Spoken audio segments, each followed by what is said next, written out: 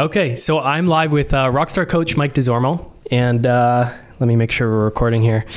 Cool. So, Mike, you've been investing in real estate for a long time. How many years would you say? It's going to be 25 plus now. 25 plus years. Yeah. And then how long have you been a coach at Rockstar?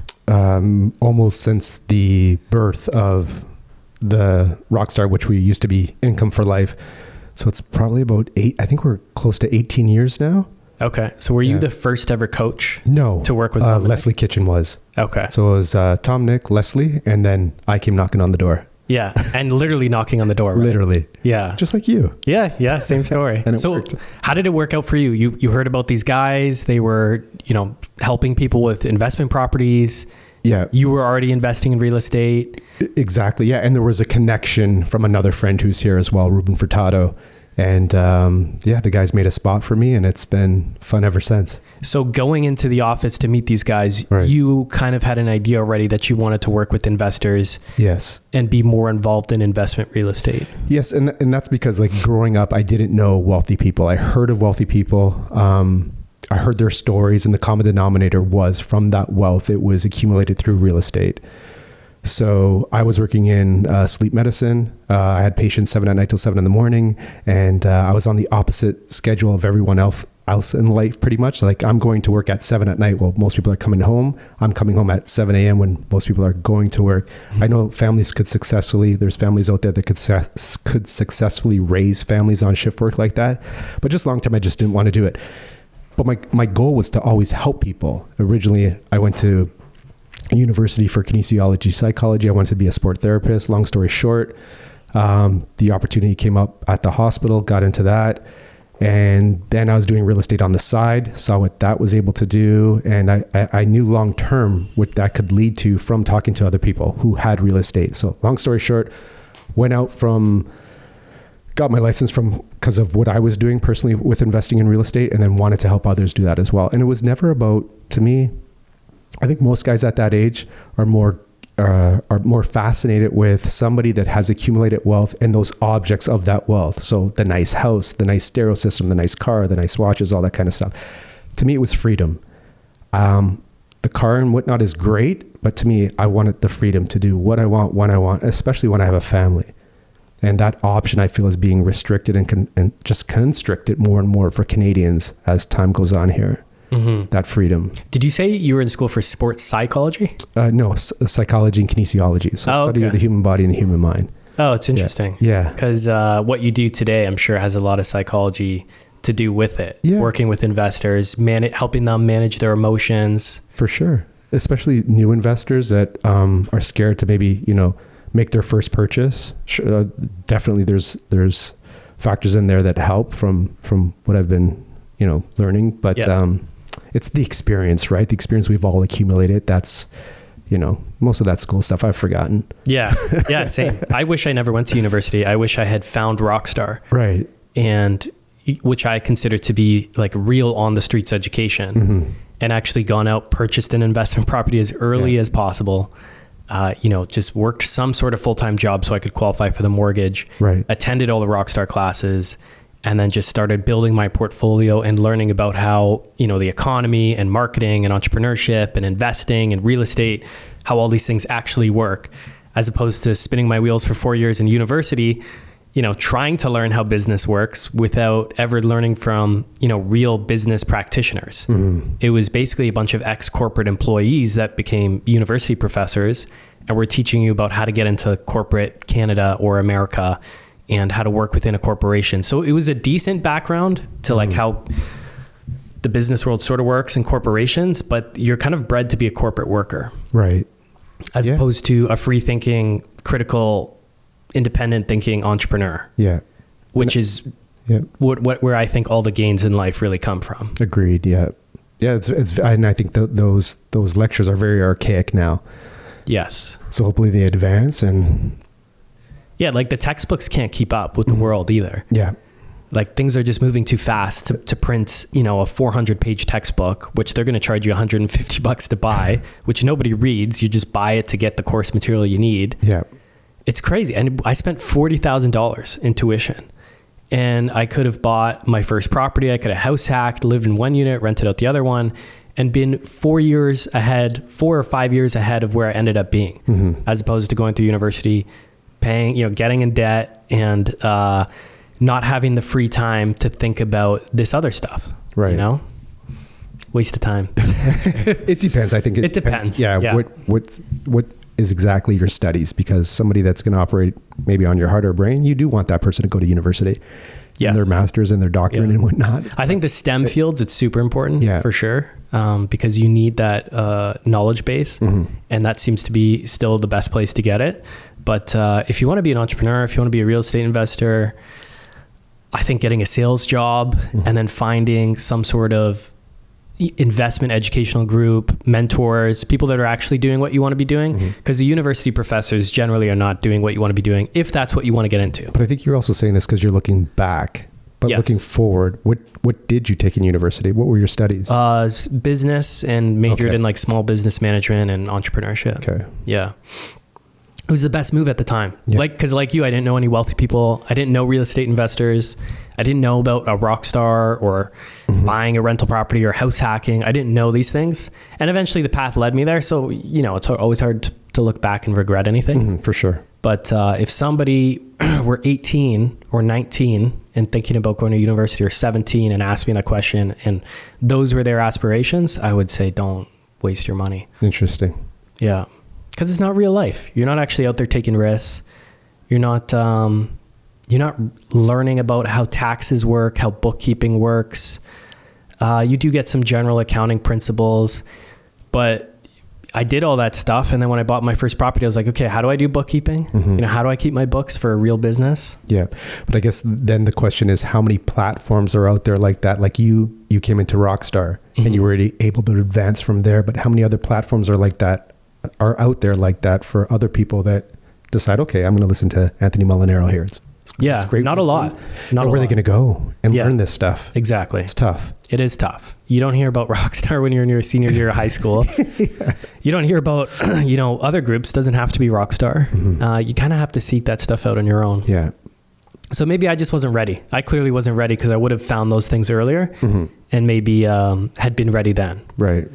Right. So yeah, everyone's journey is a bit different. But over the years, since about 2007, 2008, I think, with Income for Life and when Rockstar and when you came on board and stuff, how has real estate investing changed?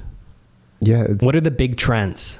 Yeah. So it's very fluid. So back then in 2008, what was very popular as a vehicle for investing in real estate was the rent to owns. Yeah. So you could buy a property, it could be a single family home. The tenant then gives you a down payment to move in. The tenant pays a little bit above average rent so that they get this credit back each and every month that gets accumulated to their down payment that then eventually helps them in order to qualify and buy the home from the investor. It was typically a 2 to 3 year program. That was very popular in 2008 for about, the better half of 8 to 10 years after that. So let's say 2018. And the reason it became less popular is because a lot of the tenants, when they were qualifying to purchase the home, let's say the investor bought it for $300, and now the contract, because that gets set on day one, the buyout to the tenant might have been, the home was purchased by the investor for $350,000. 3 years later, the contract said, hey, I'm buying it. If I exercise this agreement, I get to buy it out for $450. But the market value now was like $550, $600 on some of these homes. So yes, the investor made the amount of money they knew they were going to make, but they're also leaving probably almost another half of that on the table. So for instance, I think the average return for most investors on a rent to own on that 3 year program back then was about $150,000 you'd make in 3 years, but it could have been $300,000. Now times that by a few properties, that's a lot of money being left on the table. Now it was a win-win. The investor made the amount of money they knew they were going to make coming into this, and these tenants got into home ownership for a way they couldn't do it because of the whole forced savings program and helping them improve their credit and whatnot.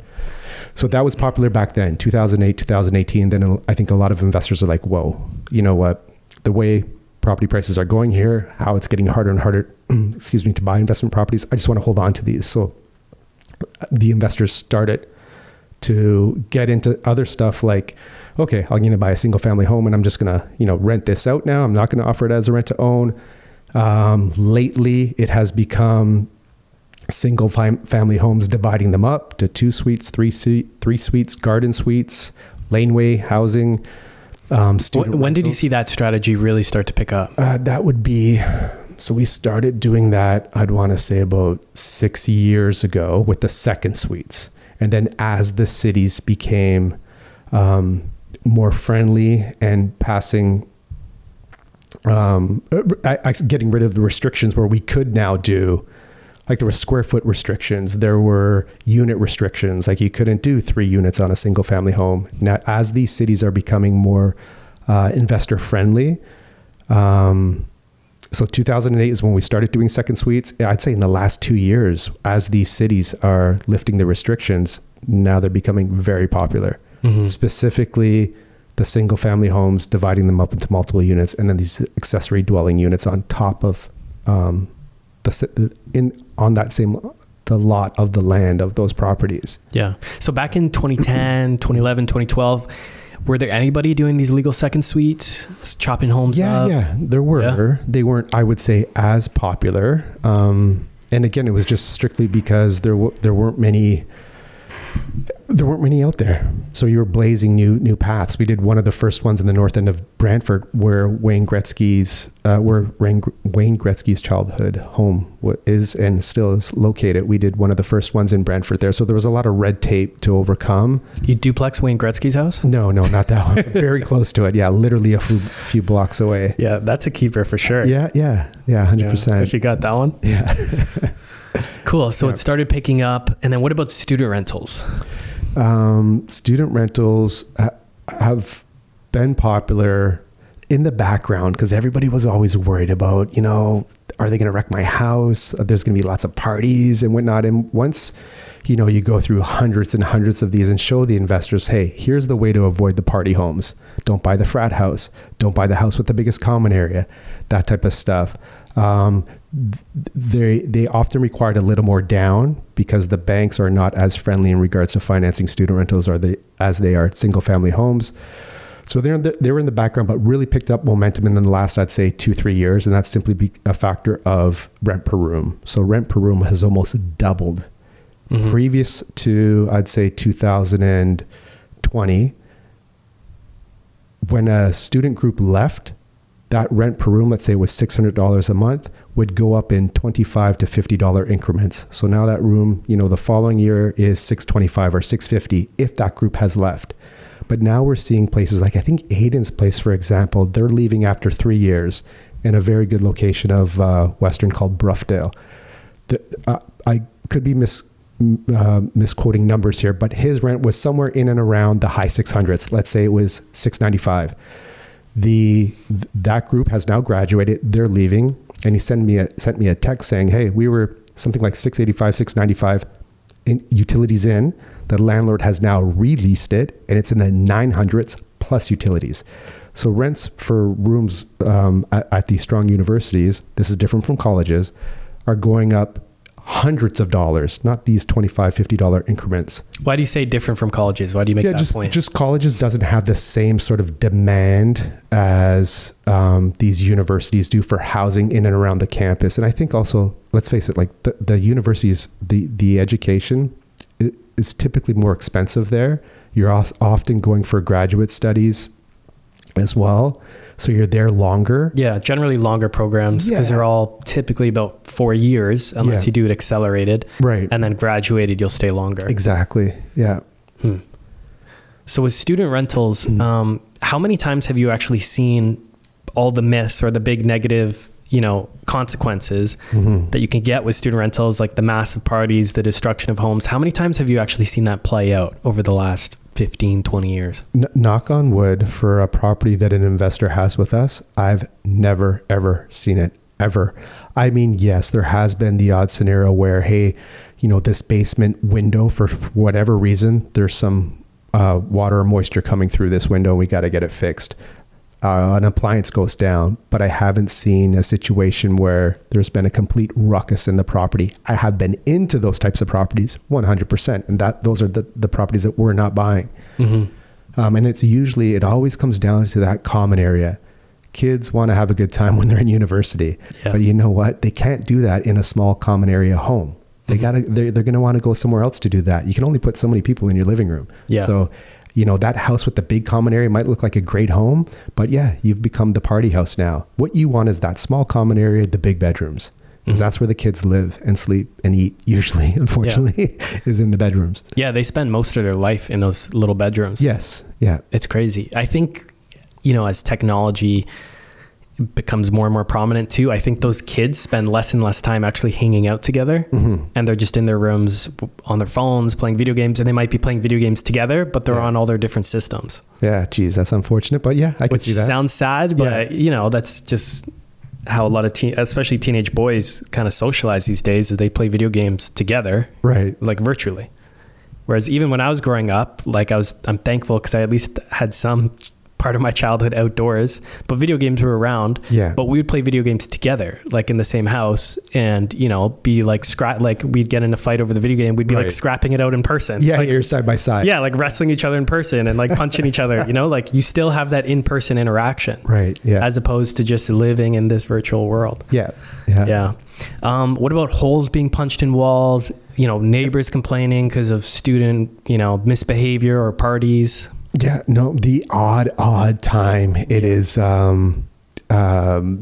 put out the garbage a little too early. A raccoon or something's gone through it. There's a big mess. They're not going to clean it up. City usually gives you a warning. Usually if you're under property management, they'll take care of it. What about students going to the landlord tenant board, having to take a student there? Never seen that. No. They're there. Well, we used to say that their rent was a lot less than their tuition, but unfortunately now, rent per room can exceed tuition. We know that. A lot of these universities, the average rent price is somewhere between $800 to $1,200. We're seeing multiple leases like that right now. But let's face it, they're there for their education. They need a roof over their head. They're paying tens of thousands of dollars per year for their tuition. They're going to have to keep that roof over their head in order to go through and graduate. How have you seen multi-units evolve over the years? Maybe commercial properties, so 5 units up. And then, just to go back to the student rentals, another key difference too is if we have a 5-bedroom student rental, there's 15 people responsible for rent. That's a student plus mom and dad. A lot different from a single family home where maybe at best you have 2 people responsible for rent. The multis, there's just not many of those that are available in Southern Ontario. I mean, they do come up, don't get me wrong, but there's way more single family homes and properties that we convert. So the multis, there's a thing with real estate where I think one of the mistakes some people can make is listening to social media or reading something that looks good textbook wise. So for instance, I'll use the example for this scenario of, let's go with Airbnbs. Property might be in effect. I thought you were going to say Grant Cardone for some reason. Let's say you find out about this property, it's lakefront. It's going to make the best Airbnb ever. And you go and you buy it based on those numbers. And textbook wise, on paper, it might look like the best idea ever. The problem with things like that is Airbnbs and flips is what's the longevity of that opportunity? So can something change? Can the city come in and say, you know what? We now need licensing for all these Airbnbs and we're only issuing a certain amount of licenses. And this property is now no longer licensed and it can no longer be an Airbnb. Or worse, which we are seeing, is it could be, okay, you want to do an Airbnb. Now a portion of that property has to be owner occupied, or you know what? No more Airbnbs in this particular location. That's a problem. So you can get caught up on the numbers and the shiny object syndrome, like what's new, how can I make a quick buck? But you got to look at the longevity of that opportunity. So, okay, maybe it's still a good opportunity if there's a plan B, a plan C, where if that were ever to be pulled, that property could no longer be an Airbnb. Can I divide it to a legal 2-unit, 3-unit, put an accessory dwelling unit on the land? Could it be turned into a student rental, for instance? Obviously, depending on location. So you definitely want to, if you are going to buy something like an Airbnb, I think all of us here at Rockstar would suggest just make sure for that particular property, there's a plan B or C. Because if you buy it because as an Airbnb, the numbers work, and for whatever reason that gets pulled from you can no longer do an Airbnb, how easy is it going to be to sell that property if you need to get out of it? Mm-hmm. Flips is another example, right? With interest rates low, flips were, a very fruitful for 5-10 of the last years before we started seeing the interest rate hikes. But that basically switched on a dime as soon as we start seeing the increase in interest rates. So that makes for good TV, these flips, mm-hmm. but it's the slow and boring we've always seen win the race here. Mm-hmm. Have you pulled off any of your own flips? I've helped many investors do that. I've never been interested in a flip because I'm always, Anthony, I always look long-term on any decision I make. Always looking for that longevity. I'm not looking to make a quick buck. That's great. I think especially if you're young and you need an injection of cash. But, my wife and I were like raising a family. We have 3 young kids. I'm always looking long-term. And I've always done that. So I'm not looking to make the quick buck. I like slow and boring. Mm-hmm. And our portfolio consists of that. And knock on wood, has done us very well. And oddly enough, or coincidentally, last night when I was doing the Fast Start class, towards the end, we're going through our members of the month and all those investors and what they've done, and calling out why they're member of the month, showing their properties, showing their cash flow, and seeing those faces over the last 18 years of some of those people, and I know their stories. Yeah, and no, they've done it that way too, slow and steady, and. I'm seeing one and I'm like, I know where you are right now. You're in Asia traveling the world. I know what you did a few months ago or last year. You traveled for 3 months. I know what you did right now. You got out of your corporate job that you hated and now you're living, your best life because you're retired or you started that business you always wanted to start or whatever. Yeah. It's cool to see that. I've done that presentation for years, but it was last night where it was pretty cool because I guess because time has gone on and I've seen what the fruits of their labor has been able to produce, and it was cool. So when you say slow and steady, practically speaking, what does that look like? It's a land grab right now in Southern Ontario. So I can speak to Southern Ontario specifically. North to Barrie, west to London, east to Durham, south to Niagara, these single family detached homes on, the average 50 by 100 foot lot that are simply not being built anymore. We've run out of land to develop on, and anything that is being developed is predominantly high density. These mm-hmm. back-to-back towns with no backyards, 3 stories high, built over a commercial property, condos, purpose-built rentals. These where do we see a single-family home detached being built nowadays? And if so, if there is one out there, how much does that cost?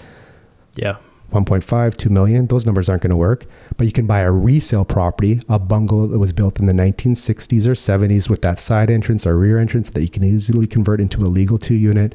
The nice thing about those two is, or garden suite 3-unit, the nice thing about those two is it provides very good space for tenants. You're typically over 1,000 square feet now. What's their alternative as a tenant? A Toronto condo? And these condos are getting smaller and smaller and smaller, and rents are going higher and higher and higher. Mm-hmm. It provides a very good space with them. It often provides backyard space for them as well. Now they're in communities that have already been built up. There's grocery stores, banks, restaurants, amenities, transportation, all that kind of stuff as well, right? So right now there's this big land grab happening. Where do you think you see that evolving even past that? Let's say 15, 20 years from now. I know it's tough to look out that far, but right. All these investors are grabbing up these single family detached lots. Right. They're adding second units in the basement, possibly even a 3-unit in the main house. And then they're ideally getting a place they can add a garden suite in the future. Mm-hmm. And then all these density laws, pro-density laws are coming into effect, being pushed down by the provincial government to the municipal governments that have to kind of follow suit. And it's just further densification. How do you see that playing out? Do you think there comes a day 15, 20 years from now where they're knocking down now these 2-3 unit properties and now building up little low-rise buildings?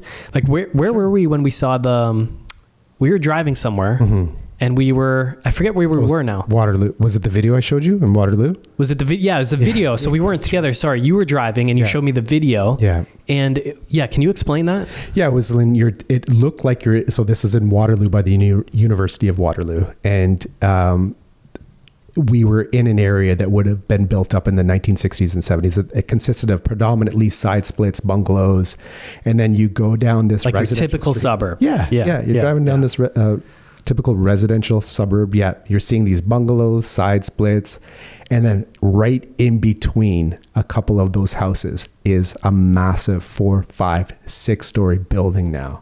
Mm-hmm. And it was scattered like that. They were sort of like peppered in throughout that community. So yes, will they eventually be torn down and condos built? Depending on the area. Sure. It happens in Toronto right now. Yeah. People have converted these, century homes into multi-units that a developer then comes buys and builds up even higher. So where do I see it going? Prior to investors buying these properties and converting them, the typical transaction, I would say, on a single family home like that, a single family bungalow built in the 60s or 70s, would probably be 7 years, meaning a family moves in and then it comes back on average 7 to 10 years, meaning that family has now outgrown that bungalow, or maybe the kids have now left, so the family now needs to downsize. But imagine us now as investors. If you're doing a land grab and buying a property like that, that property is probably not going to come back to market for decades. Mm-hmm. And that shelf is not being replenished. You pulled something off the shelf, and these single-family detached homes are not being put back on the shelf. So there's going to be less and less of these available. So 10 to 15 years from now, I think if we're holding on as investors to some of these types of properties, people are just going to wonder, how did you do it? Because what's going to be the value of these homes that are no longer being produced? We're buying stock and that stock's not being replenished. Mm-hmm. It's like the exact same thing happening with Bitcoin, right? Sure. It's all the hodlers buying Bitcoin, they custody it, and that Bitcoin's not coming back on the market, right? Possibly forever. Yeah. Right. Everybody's just looking for a way to save money and save value into the future. Yeah. And the only way you can do it is by buying up scarce, desirable assets and hold on to them. I like, as an investor, the fact that we're buying something that it's not, it's not a small confined space. Like, we're making these a good size. We're making these good homes for families. It's solving a huge social need. Yeah. And then how often nowadays do you find that people just, like, especially the younger generation, that they might not necessarily want to own, they just want a good roof over their head and be able to travel, work remotely, especially as well. There's a portion of those people for sure. But I still think there's a huge portion of young people that would like to own. I agree. I agree. And just unfortunately, that gap in regards to, when we look at graphs showing how income has increased from 1970 to today versus asset prices like housing, that discrepancy, it's like off the charts. It's just getting harder and harder, and it's not fair for the younger generation. So yes, I get it that they may want to own something, but unless they get into house hacking, buying one of these bungalows with maybe an in-law suite, taking one of the units and renting out the other, I do not know. In this day and age, coming out of school with literally a mortgage, your student loan, and then having to take on another mortgage of a home that is now what, $600,000, $700,000, $800,000. How do you do that? Just coming out of school. Bitcoin. Sure. Yeah, I know. It's tough. There's no easy answer to it. If you can, the house hack is by far the best kind of move you can make if you want to establish yourself in Southern Ontario and own something. For sure. And we're seeing more and more of that as well. And I think it's incredibly smart. It's the best thing you can do. A young person that wants to get into housing and get into home ownership or accelerate that and become an investor, house hacking by far is. Yeah. Or you can do what I do. Like, I rent here in Oakville because I'm close to the office. I get to live in this great community that normally I couldn't, afford to be in, or I'd have to put all my money into buying like a little condo. And I don't necessarily want to own a condo if I can buy up one of these single family homes, right? But partner with friends and like buy up a single family home in a community much further out. So I don't necessarily want to commute to St. Catharines, but I'm happy to own there because I'm only going there a few times a year for maintenance stuff and, to work on my portfolio. But that's another option. You just need to have somebody you trust and has the same long-term vision with you to be able to buy that place. Whereas at the house hack, you're going to have a longer commute if you work in the city because you're going to be buying out in a further out community. But at least, you own it on by yourself if you don't have that other person. Right. Yeah. There's trade-offs for sure. So like, how have the conversations with investors changed? Because the way I look at this stuff now is like, it's a desperate land grab. Like the stakes are getting higher and higher, it seems. Do you feel that same way with working with investors? Yeah, I think from let's say 10 years ago to now. For sure. Because the conversations 10 years ago was, hey, what do you want? Pick from the menu. Do you want a student rental, a single family home, a smaller multi-res? Because the numbers worked. Interest rates were low, rents were decent. We were cash flowing out of the gates predominantly. Were their goals different from now? The goals investors have for getting into investment real estate, are they the same? Yes. Okay. Yes, 100%. Yeah. I think we're seeing more affluent people seek assistance though, because they're realizing that their asset managers, people are like that are investing their money for them. I think more and more people are realizing I'm not getting any further ahead here. Yeah. Those charts that those guys produce look good, especially if there's like a 6 or 8% return, but that's a 6, 8 or 8% return on the money that they put in.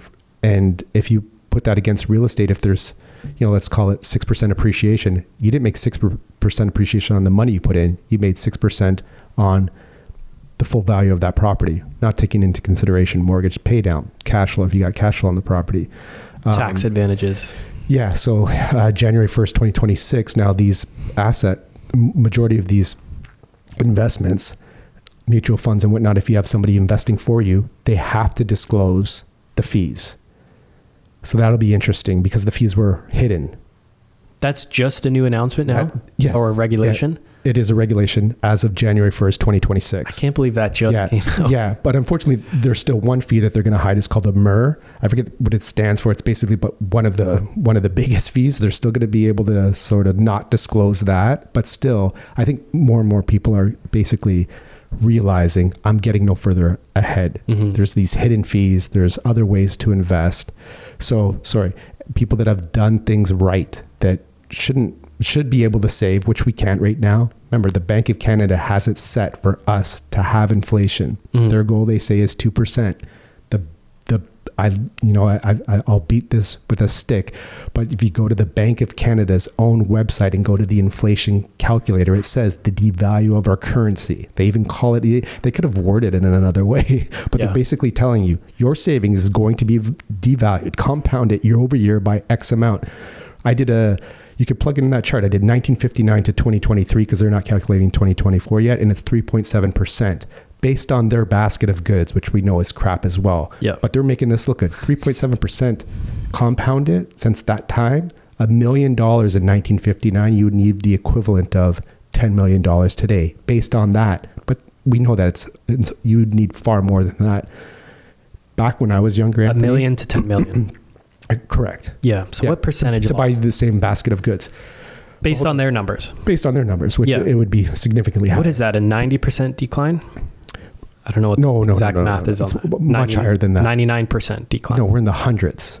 Yeah. Decline of the value of money. Correct. Yeah. But hold on. Back when I was younger, everybody wanted to be a millionaire. If I just become a millionaire. Yeah. What does $1 million get you today? A single family home? Yeah. It's like you have to become a millionaire or something to have that freedom. $1 million. I think it's now 100 million. Sure. 200 million possibly. You're a big baller. Yeah, I don't know. Seriously though, if someone, maybe not 100, but think about it. So my grandpa, he bought his first house in St. Catharines way back, maybe in the 50s or 60s. Mm-hmm. And I only found this out actually after buying in the same neighborhood as him and kind of telling him a few months later, whenever I'd bought the property, hey, I bought it in the Meriton neighborhood. And he's like, no way. Like that's where he had bought his first one, which was really cool. But he bought a single family home, same neighborhood, for $10,000. I bought my first house 2019, $426,000. Mm-hmm. So what increases that? Like 10 by 10? It's big. 40 to 50 times increase, I think. And that's from 1950 to when I bought 29, so over 70 years. Right. Like, it's just the fact that it took 70 years that we don't call that hyperinflation. Like, the dollar already has crashed. People are like, when's the dollar going to crash? When's the dollar going to crash? It already has. Yeah. It already has. Just extend your timeline a little bit, and it's going to crash further and further and further. Right. So if our income was going up at the same rate, it wouldn't be so bad. Yeah. But the fact is, it's not. Real estate has been going up by a factor of 30 since when your grandfather bought at a minimum, the prices of real estate up by a factor of about 30, and our income up by a factor of 7. Like that gap just gets wider and wider and wider as time progresses. Yeah. So the conversations you're having with investors today, like that, to me, when I think about investing in real estate, investing in Bitcoin, these scarce, desirable assets, that's all I'm thinking about is like, get rid of this dirty fiat crap, right, and put it into something as quickly as I possibly can and just hold it in there instead of this crap. Yeah. So is that what people are thinking about? Or are they, because they're maybe new to learning about all this stuff, they're more so still like, I just want to quit my job. I want to, have financial freedom. I want to travel more, which, don't get me wrong, I want all those things too. But for me, it's more of like, I'm playing defense now as opposed to playing offense. It's interesting that you say that because you're quite young. So where are we going? Everyone's getting progressively poor. Yeah, I would say closer to your middle-aged person, 45, 50. Those are the people playing defense now. You're doing offense. I am offense because it's like I still don't have much. So it's like I am trying to protect what I do have. But yeah. Sorry, how many properties do you have? Yeah, but yeah, okay. I guess I'm. You're doing well. I'm ambitious, right? So I guess it depends on what your goals are. Yeah.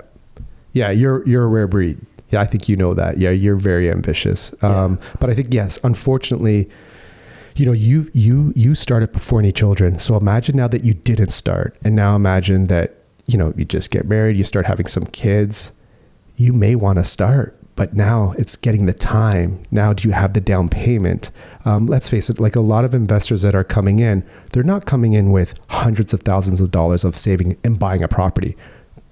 The money that they're using to invest is coming from a home equity line of credit in a home that they already own. That's what 95% of the investors are doing. And that's how they do this. If anybody's wondering, how do these people buy these properties? It's from equity that they've established in their own home. They're using a bit of it. Don't get me wrong. We never want somebody to over leverage. But my point is, people are not coming in with hundreds of thousands of dollars of savings to put down on their property. Most people. So can you just quickly describe for someone that might not understand that concept of how you pull equity out of your home, let's say your personal house that you live in, your condo, whatever, and then use that money as down payment?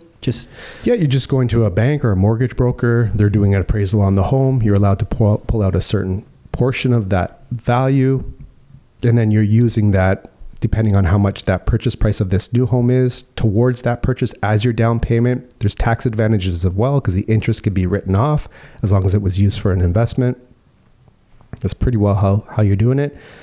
You're slowly then paying down that mortgage plus ideally your home equity line of credit as well. And then usually they're using their personal home as at least the first purchase on that investment property. But the beauty of investing in real estate is then after a few years, when the mortgage comes up for renewal on the investment property, if there's been some appreciation there, some mortgage pay down, now you can leverage a home equity line of credit on the investment property, or you could refinance. You're using that property now as opposed to the single family home that you own. You're using the investment property as leverage now to get ahead. But just going back, so you got in before life threw you a couple curveballs, young children and higher expenses and whatnot. So there's this gap. So you've come in when most do not at a young age. Then there's this gap we feel between probably 30 to 40 where you're just busy raising a family as well, where it's just not on your mind. Maybe you have a decent career, but I think more and more people are realizing, especially when you hit that 45, 50, it's like, oh shoot, how much longer can I do what I'm doing? Or do I enjoy what I'm doing still? And okay, if I don't do that, I'm used to a certain standard of living, or I have to, provide food, shelter, security for my family. How am I going to do it? And those are the people coming in and investing in real estate. The conversation is definitely, how can I buy a property? And in a perfect world, cash flow. And there's ways to do that right now, but it was much easier in the past to to buy a property. You can pretty well buy anything back in the day. Do you see that ease of cash flow coming back? Do you think that comes back over time?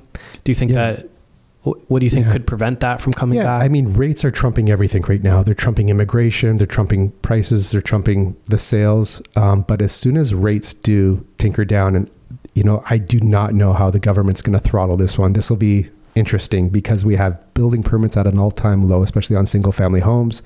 We have record immigration, but we have no properties being built. So throttling this moving forward, I don't know how they're going to do this because, again, rates are trumping sale prices right now.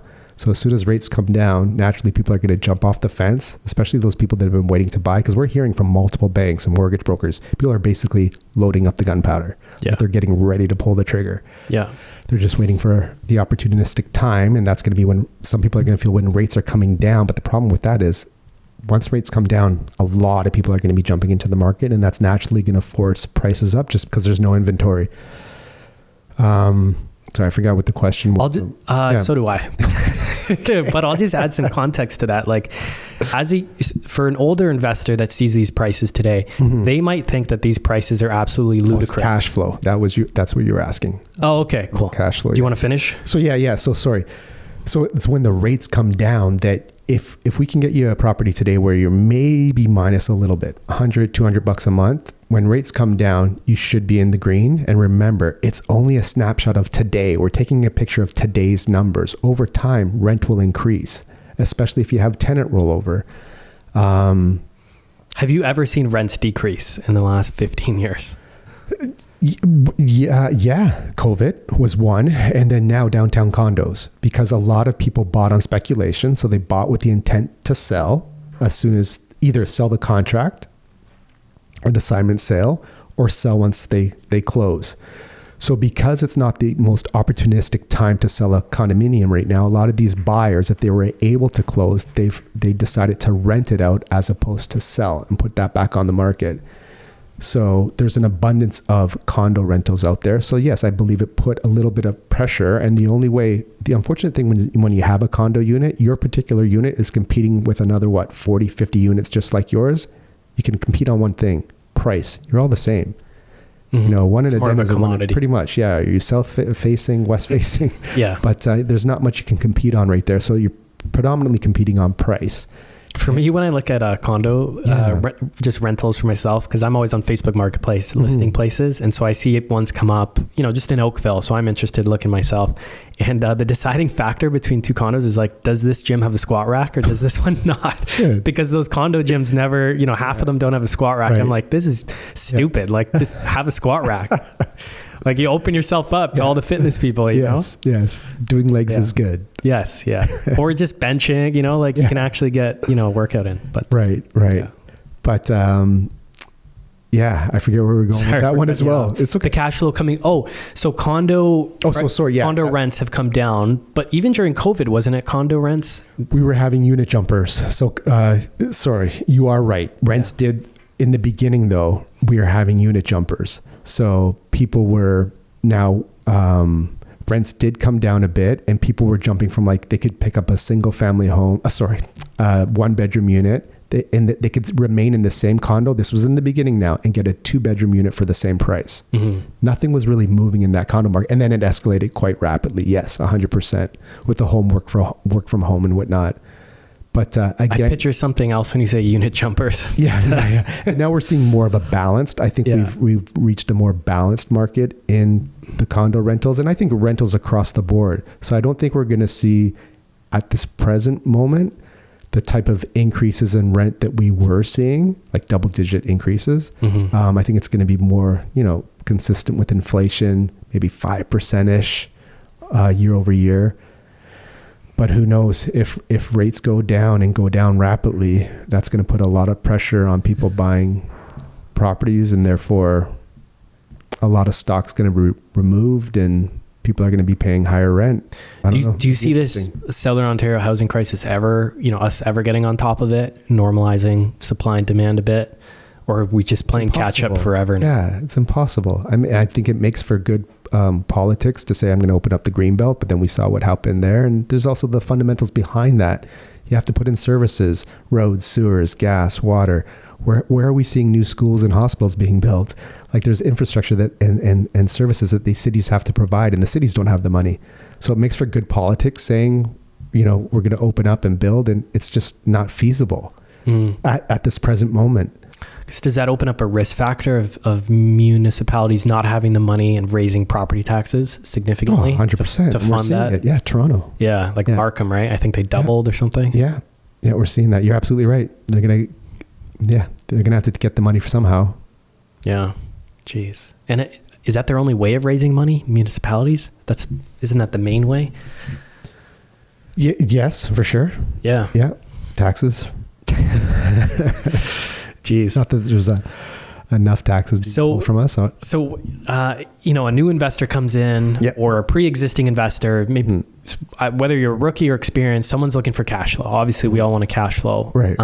You know, what do you think is the best real estate opportunity out there? And does it depend on the person? So just keeping in mind that real estate is fluid. So there's different opportunities that make sense at different times. If it's a pre-existing investor that wants cash flow, maybe we look at their portfolio and does it make sense to potentially divide some of these units up or add a garden suite? So that would be first and foremost. If it's a new investor and they're looking for cash flow, it is buying a property where we could, so some of these, they're rare, but they're pre-existing and they can cash flow. Those are a little harder to find right now. Often we have to do something to the property in order to make it cash flow. So it's typically, yes, one of these conversions, buying that single family, converting to a legal 2 or 3 unit, adding potentially an accessory dwelling unit.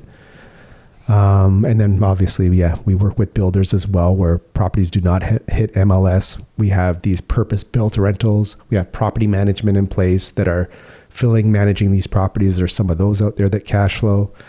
Those are the student rentals? Predominantly, yes. Yeah. Well, also the Florida properties now too. Yes, actually. Yes. Good point. Yep. Have you talked about the 1 unit to 3 unit conversion that we just went through in St. Catharines on the podcast yet? I have not, no. Okay. Do you want to describe that project a little bit? We're releasing a YouTube video showing the whole conversion and stuff, but this is like by far the coolest rental property I've ever seen, helped with. Right. Yeah. Can you just describe this one was fun. Yeah. So a very unique single family home in the north end of St. Catharines, which would be considered the more prestigious area of St. Catharines. So to have an investment property in this particular location, you know, that's first and foremost location. This was originally a single family bungalow that was built. And then at some point in time, a large 2-story addition was built beside this home and attached to it. So going through this property originally, this property is absolutely massive. It is almost 3,500 square feet, the 2 units. It's being used as sort of like one home, but with 3 generations of families in there when we went in. So it was, you know, the husband and wife, their children, and then a mother-in-law had one of the units. So it was although it was a single family home, it was being used as 2. It would be the equivalent of a house with an in-law suite. And the opportunity that we saw there is, wow, if we can convert this to a legal 3 unit, we'd have a great investment property. And more importantly, like units with good size that tenants would really like. Massive units. Yeah. And that would be keeping the single family bungalow as 1 unit. And then that big 2-story addition, 1 floor for 1 unit. And then the 2nd floor for our 3rd unit now, sorry. Yeah. And this would mean now we have a house that we've been able to convert to 3 units and we have no basement living. Nothing's wrong with basement living, but I'm just saying to have 1 home and to convert it to 2 and not have basement living is hard enough. We've done 3 units, converted them, and there's no basement living. Mm-hmm. And then you helped out with the fill on that project. Now there was a lot of hoops and hurdles we had to overcome and multiple trips to the city, and we had to apply for a variance. So this did take time. Yeah. Multiple trips with architects. So you put down what, a 30-day conditional period? Originally, on the offer? Actually, it was probably a 7-day condition on financing inspection. And then when we were going through it with the city and realizing, hey, we might have an issue here, the investment only made sense if we were able to convert it to a 3 unit. If we could only do a 2, it would not make sense. So then we extend it further, explaining to the seller's agent what we were trying to do, and they were okay with it. So we actually had to extend, I believe, twice for about 2 months while we were getting all our ducks in a row to make sure we could in fact convert this to a legal 3 unit, because that's the last thing you want to do. As an investor. You don't want to buy a property where the intent was there, Airbnb, second suite, accessory dwelling unit, and you find out after you buy and close, hey, you cannot do that. You don't have the proper lot size. You're in the wrong area. You don't have the right ceiling height. Yeah. So we want to do everything we can to mitigate that risk. So you guys, you were at didn't you have to go to City Hall and you were pulling past living information of the people there to prove how many residents were there to the city, to say, look, this is the amount of people that were there? It was similar to that. Yeah. Our argument was that this is a 2-unit home. So on a system that we have called Geo Warehouse, it was listed as a semi, but in the city's books, it was single family. We needed it to be a semi because then it was easier for us to convert this semi to 3 units. A single family home at the time in St. Catharines, you could not convert to 3 units. And the problem was we exceeded the room size too. So imagine the city of St. Catharines, the square footage that they do not want you to exceed on an accessory dwelling unit is 645 square feet. So we're back to condo size again. All of these units were over 1,000 square feet, and we wanted this. This is what made this so great. Yeah. So our argument was this is a 2-unit. The city said no, and it was up to us to prove like this is being used as a 2-unit. So I went back. It was like, I think 10 years from when these original buyers who were buying from bought the property, and I showed them the listing. On that listing, it said occupant and it said owner, tenant. So I'm like, here, 10 years ago when these people bought it, they're using it as a 2-unit. When they bought it, it was being used as a 2-unit. They're like, not good enough. The city also has this hard book. I forget what it's called. Vernon's Directories. Oh, nice. I remember from the video. Awesome. That's right. So that book has the residents' numbers and names every single year who have like a landline in the home. Can you prove that there were 2 different It's like full-on detective work that you had to do to get this. That wasn't good enough for them. So I applied for what's called the Freedom of Information Act. It was, I wanted all the permits on that property since the beginning of time. And somehow this legal, second 2-story unit that was attached and built to this property, there was no records on that. So we had to apply for a variance. The variance got approved without a shadow of the doubt. The city liked the idea, but it was on us to prove it. And they made us jump through a lot of hoops for this. Yeah. So it just came down to the variance being approved eventually? Correct. Yeah. Yeah. For the 2 units that were much bigger than the 645. Correct. The 2 accessory units. Yes. The 2 accessory units. Right. That's right. Yeah. They were over 1,000 square feet. Yeah. And so that properties, we rented out the bungalow for $2,400, the upper for $2,100. And the main unit is listed for 18, and I already have an applicant. So, nice. Yeah. Awesome. So it looks like we're going to get it done for that. So I think it's $5,900 all in. Right. Yeah. And the conversion was very easy on it. It was, yes. You had to put up couple walls, cover a window. Yeah. They redid some flooring, some paint, some cosmetic stuff to the units. Yeah. Added laundry upstairs, and then converted a garage into a bedroom. So finished the inside. Correct. That was it. Yes. Yeah. Maybe some minor handyman stuff. Yeah, exactly. Yeah. Yeah.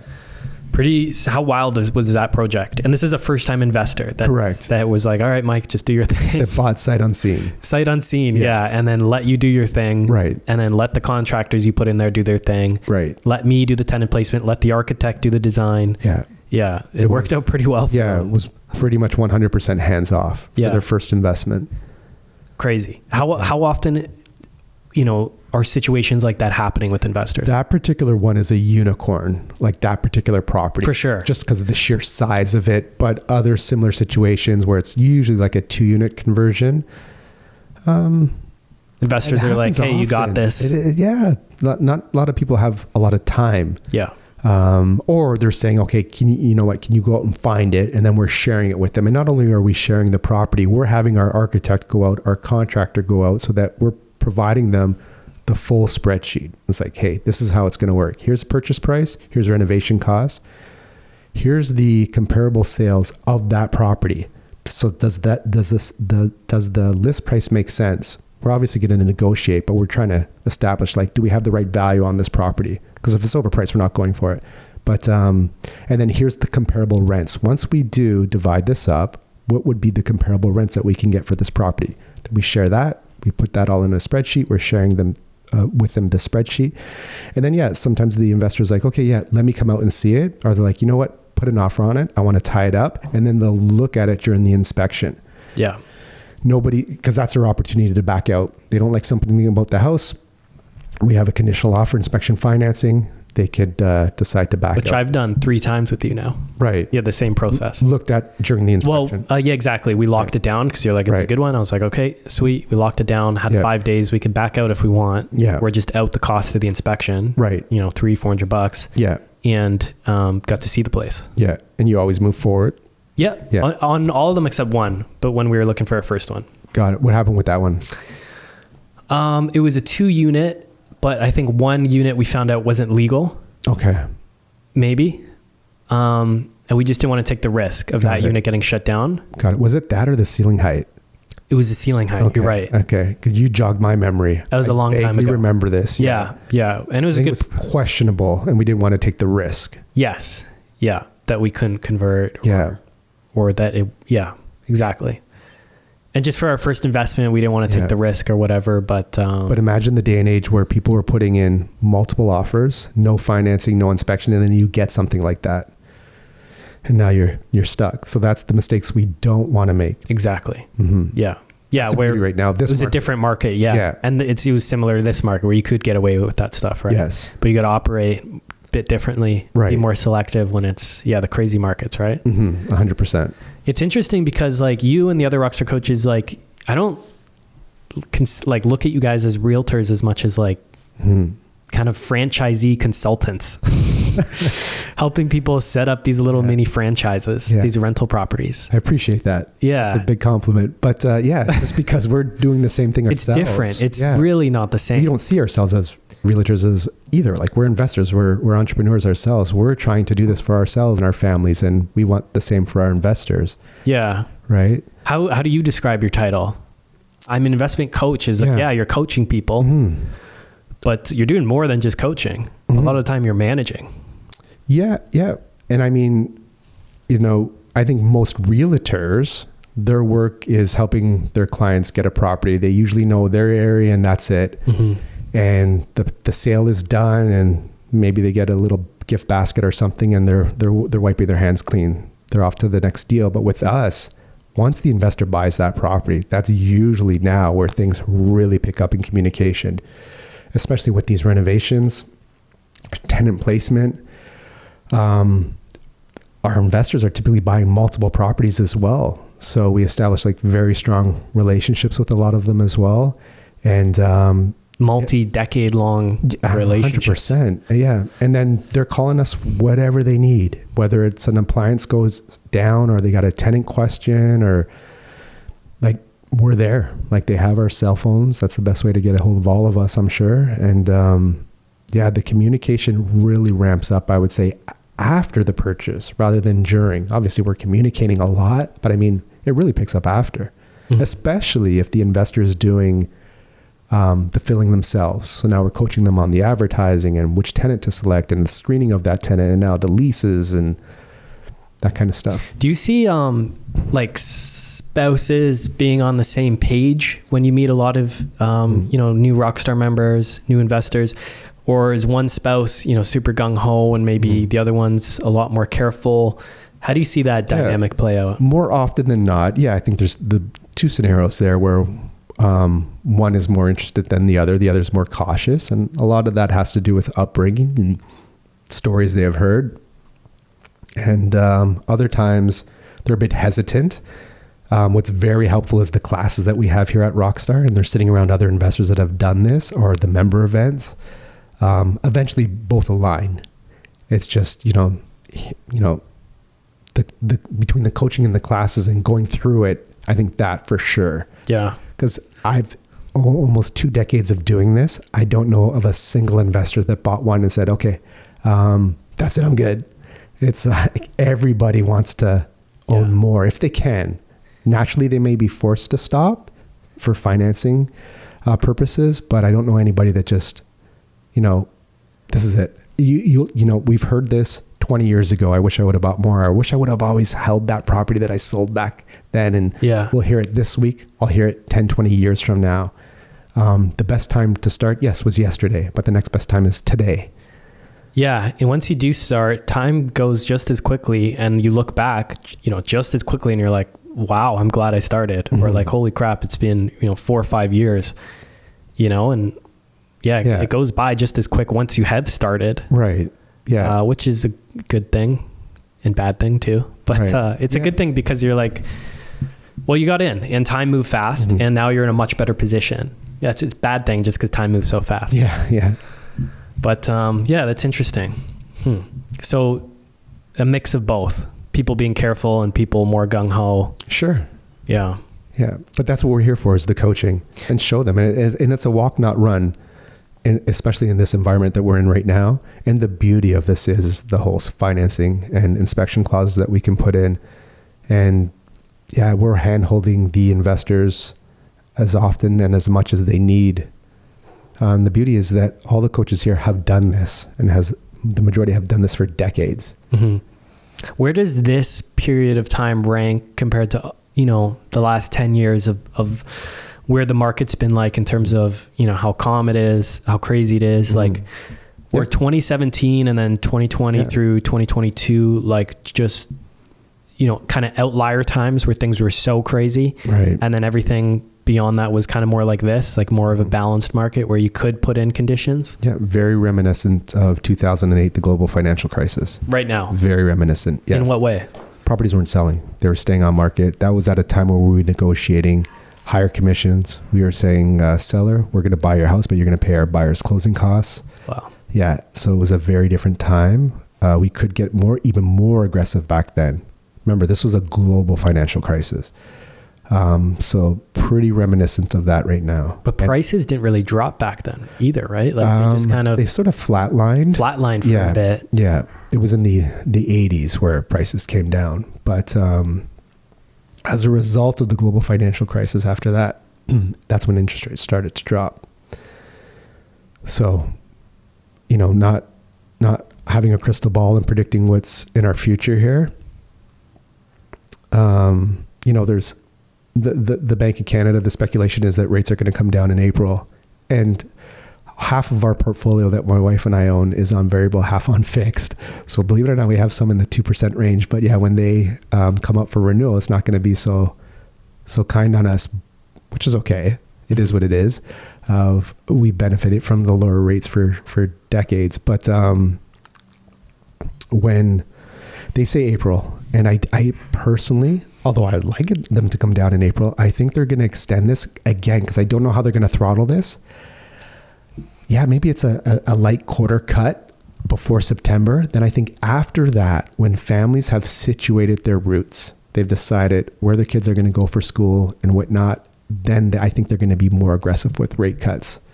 That's just me personally, because it's also a slower period. You don't want to start dropping rates coming into the spring market when that's usually the busiest time for real estate sales. Do you see the spring market ramping up this year? I don't. No. Why would a lot of people are in lower rates right now. People that have bought recently, yes, they've taken on a higher rate. But as a homeowner, if you have a low rate and you even want to move, you want to downsize, you want to buy a bigger home. If you're in a sub 2 or 2% interest rate that you could still hold on for potentially a few years, why do you want to sell your home and take a rate? Now rates are coming down. We know fixed rates are coming down. We're hearing on owner-occupied low 5s. We've heard on an investment right now, I think it was 5.3 or something like that on investment property. So rates are coming down, but you're doubling. If you got a 2% mortgage and now you're taking on a rate of like 5%, you're at least doubling your payment. So not everybody wants to do that right now. Yeah. What percentage of investors that you work with do you think were caught off guard by the rate increases? Oh, I think all of us were. Like 100%. Yeah, majority, yeah. I know some people when they were, some people were getting fixed mortgages. The majority of people, I think. But do you think they were doing that because they were like, they saw the writing on the wall? They're like, no, they got to raise rates. They got to raise rates. Hey man, when I wake up tomorrow, is it going to be rainy or sunny?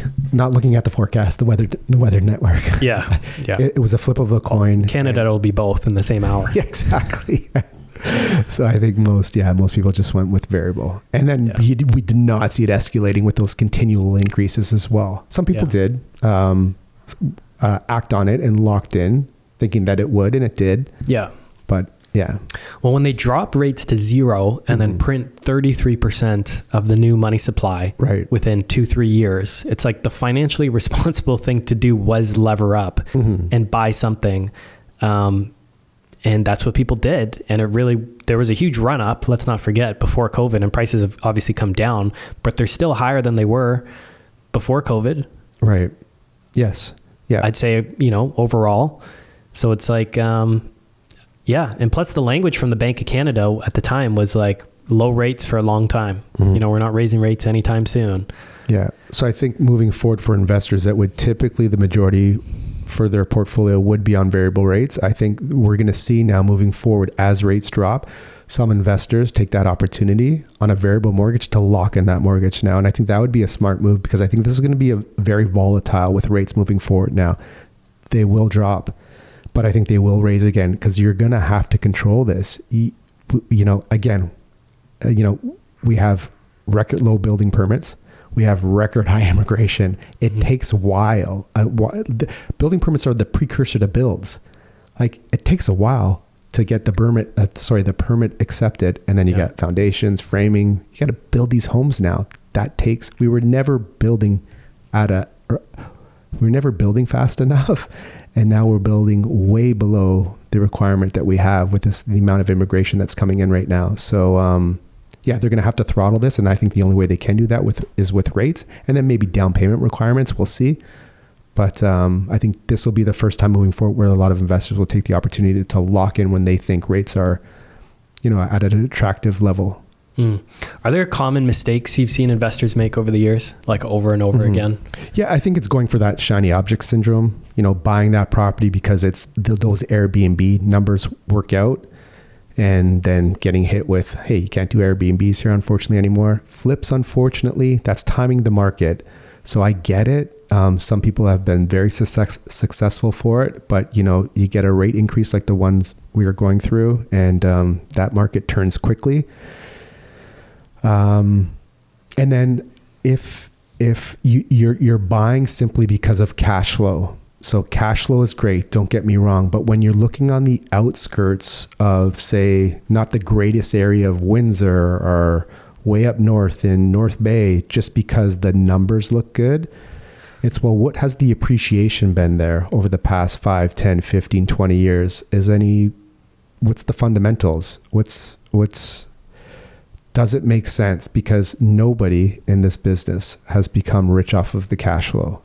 The cash flow you want that accumulated, especially if you have a maintenance or repair coming down the pipeline. You don't ideally want to be dipping into your own pockets. You have this little piggy bank that's been accumulating from the cash flow from these properties that you use that towards that maintenance or repair. It's been the appreciation and mortgage pay down. That's where the majority of people have made their wealth in real estate. What about actually retiring from real estate? Being able to quit your job. That was the beauty of going through the presentation last night and seeing the photos of the members of the month where I know he's retired, she's retired, so they're retired. Yeah. So those people, if, I know you don't know their entire financial situation, but if you had to say, is it the cash flow from their properties now spitting off that allows them to replace their income? Is it more so they built up 4, 5, 6, 7, 8, 10 properties and they're able to offload a couple, pay the mortgages down? It's everything you just said.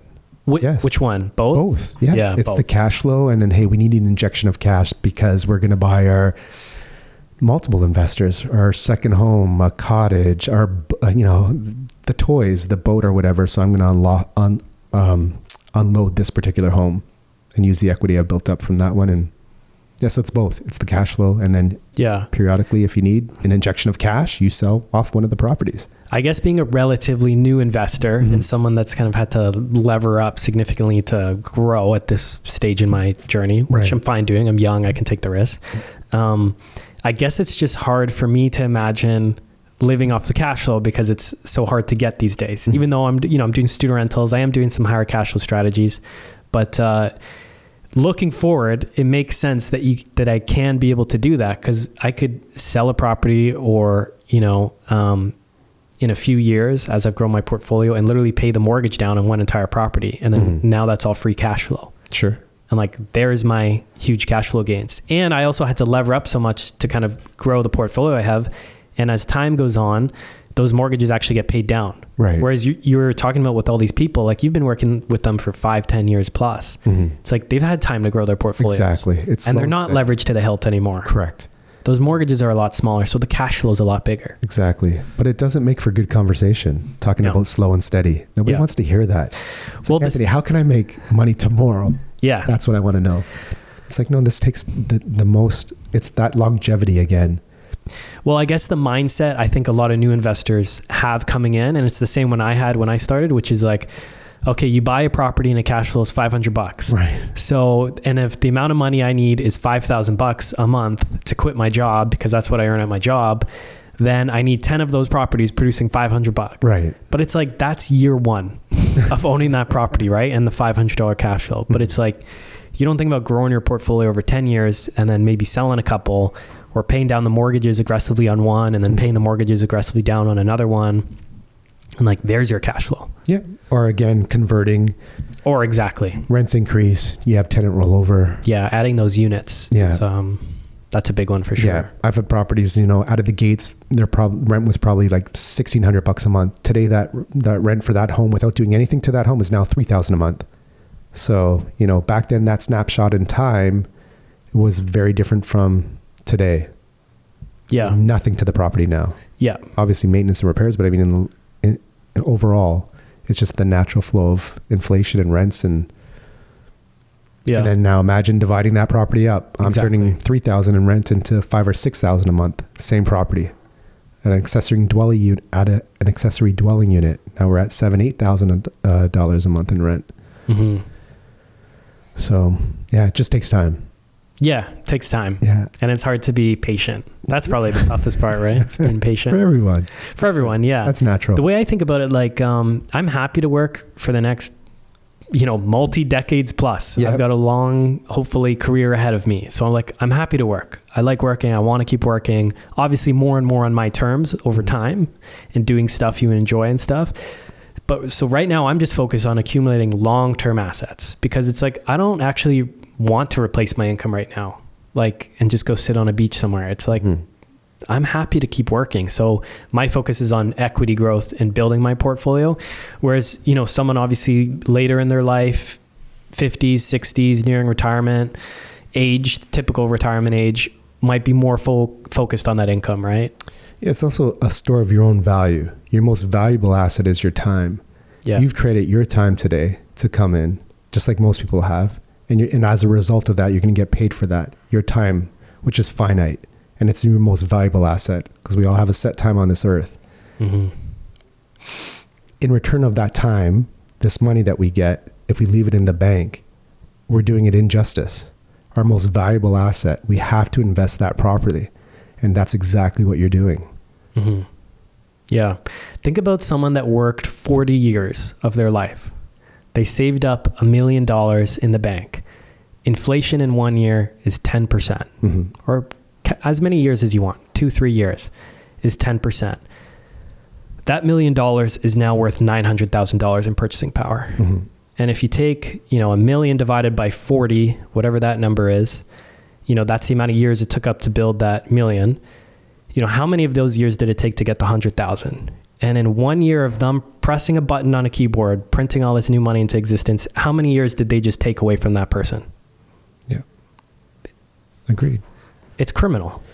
It is. Yeah. Yeah, it's criminal. It really is. Do people understand this when they come in, or is this something we kind of, red pill them on? It's hard, right? Because we're in this environment. We talk about this every day. It's the only thing I think about. And it's the only thing we should think about right now. And health. And health. Yeah. Which is easy to go sometimes if you're just focused on this one area. For sure. And that, I think, is a big thing too. Growing up, especially somebody like yourself, you could easily get burnt out with this stuff too.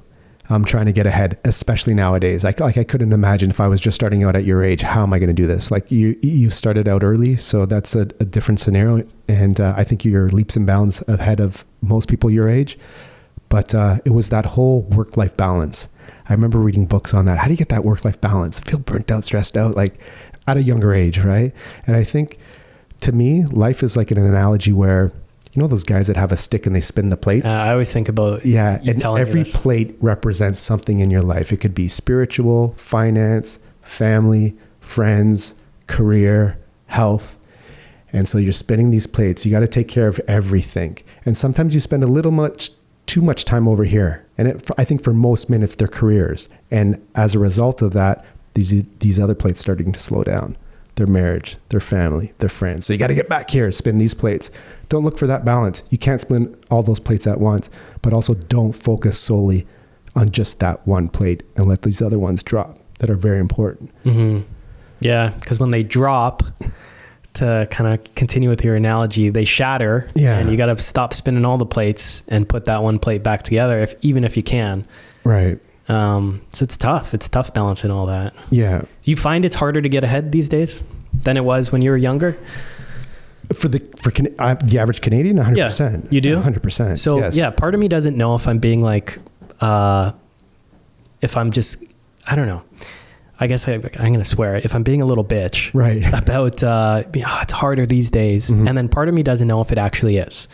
Like, no, 100% is, because income cannot keep up with inflation. Mm-hmm. Like it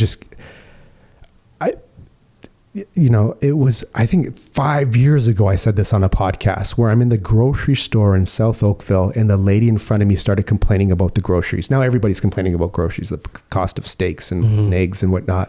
But it was 5 years ago when I saw it start in South Oakville, which is a pretty decent community, to have somebody complaining about the price of groceries there. I was like, whoa.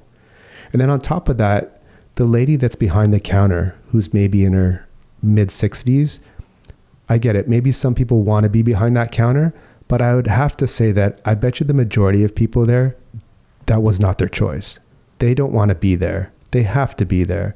They've probably had something, some of them was their place of business for years. They've been an employee, several years at that grocery store. Others are people that have retired out from their job that now need a second job that unfortunately, and nothing against, we need grocery clerks, don't get me wrong, but I'm just saying it's not by choice that they want to be there. And that's a shame that somebody has to take on a second job after retirement just to maintain their living.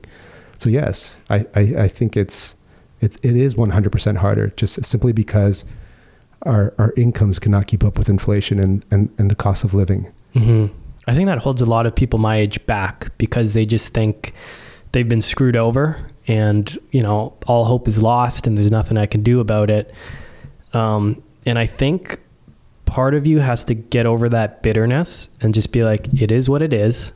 You're going to get less for your money, but still get something, because you're going to continuously get less and less for your money, whether it's a living space, whether it's assets, whether it's freedom, whatever it is, you're just going to get less of it. Mm-hmm. And you just have to accept it. And it's a bitter pill to swallow, I think, because you had expectations growing up. Your parents were able to buy a single family home, or at least have the opportunity to, working an average Canadian job, to raise a family, to put your kids through sports, to take a couple of vacations through the year. Even if you weren't flying, you were driving, you were camping. Even if you're in the lower income bracket, there is, I think, more hope. And there isn't as much of that anymore. And I think you just, unfortunately, need to accept where we're at. It's not the past anymore. And I'm speaking to young people specifically here. Just be like, instead of buying that single family home, which you could have done with Rockstar and rented out in Hamilton 10 years ago, now maybe you need to partner up with a friend and you're going to own half that single family home in Hamilton or a community even further out if Hamilton's out of your price range. But at least you can still own half a home. And it's kind of sounds sad to say that. It's like you're giving up, but it's not. You're still doing something, because I just think progressively living spaces get smaller in Southern Ontario. You get less for your money overall, all goods and services in the economy, unless, and the only way to counteract that is by owning good hard assets, whether it's portions of rental properties, whether you learn about some Bitcoin and maybe you buy some of that. start a business, but it's a different ball game now. It is 100%. Yeah. If we're at a poker table, I think the younger generation right now has their hand is the worst hand right now, but you got to make do with it. But isn't that common with, but isn't that common with every generation? That's where I don't know if I'm just complaining too much, right? Because even my grandpa's generation, it's like he grew up in a small town in the Great Depression. And so maybe I think there was a gap between his generation. He was born in 1926. And then probably it got a lot better over time. Quality of living got a lot better, maybe up till, I don't know when it started going haywire, the 2000s, early 2000s. And it's now kind of degrading, it seems. Yeah. We're looking at, is the glass half empty or half full here? Some things have improved, definitely. That's the other thing where I'm like, do I have a right to even complain? Because I have a smartphone. I've got of living. Yeah. It's our necessities. It's one thing, but then there's all these other things that it's easy to ignore that are way better. Yes. And it's like, I'm not in World War II right now. So exactly. that's pretty good. Yeah. Like, there's a lot of positive things. That's why I generally don't know if sometimes, and that's why I try not to get bitter about this, is if I don't know if I'm being a little bitch or if there's a point to be had there. But like, I do try to stay positive. Like, there's a ton of other things. No, so it comes back to, I think, your finite time on this planet and trading your time for freedom, money. Yeah. Because that ultimately, unfortunately, leads to our freedom here in Canada. But there's other opportunities. Like, I'm pretty deep down the Bitcoin rabbit hole. So I see that as a huge opportunity. And if you can't buy a property, you should learn about this because there's digital property on sale right now. And that's a big thing that's kind of been accelerating. So that's something worth learning about. And it's still possible to buy those homes. You just got to partner up with friends.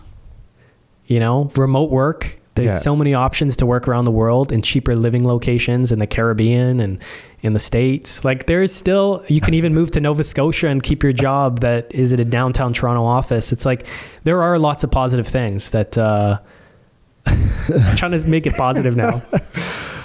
You think I'm being too negative? No. In regards to getting ahead financially, no, you're 100% right on. Outside of that, there's definitely, we're in a better environment. I think just in general though, I think what is degrading is health and masculinity for men.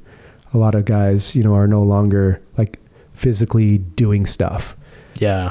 Like we used to, whether it be farming or building or, jumping on tools to help our parents and whatnot. Now you're sitting behind a desk, you're jumping in your car. So I think that's a big thing too, is just getting physically active. Cause that's another thing that over time that has changed a lot from how your parents were living to how people are living today, where they're not like just as physically active anymore. Yeah. And I think a great point. We're living longer, but I think those lives that timeline that we're living is not as, people are not as healthy. Yeah. Therefore lower quality. Correct. Yeah. Of life. And it shows. You see those pictures from like the 1920s and 30s of people on a beach. Yeah. And everyone's trim. 100%. Everyone's trim. The women, the men. You don't see a single overweight person on that beach. Right. Hundreds of them. And they're just average people. They're not working out. Mm-hmm. Workout culture wasn't as big back then because it's like you were just making a living. Yeah.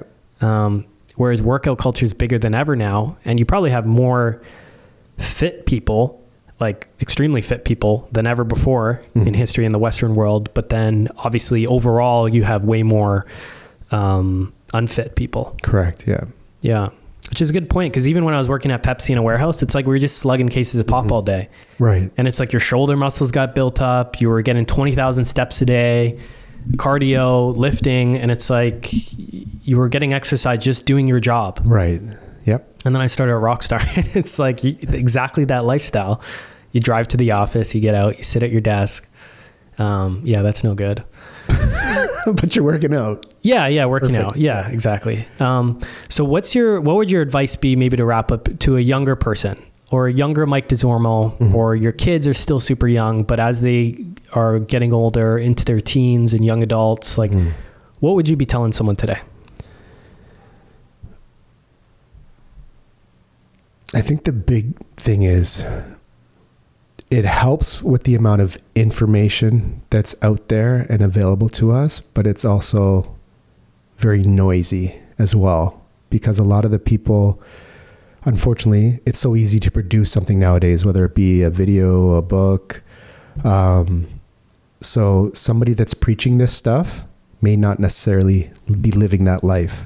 So you don't want to necessarily take that. You want to actually find the people that are living the life you want, whether that be health, finances, relationships, whatever it is. You got to find that source and be as close to it as possible. That's what the great thing is about Rockstar, that everybody's just trying to get ahead, honestly. And you're rubbing shoulders with these people every single day, or at a class, at the event.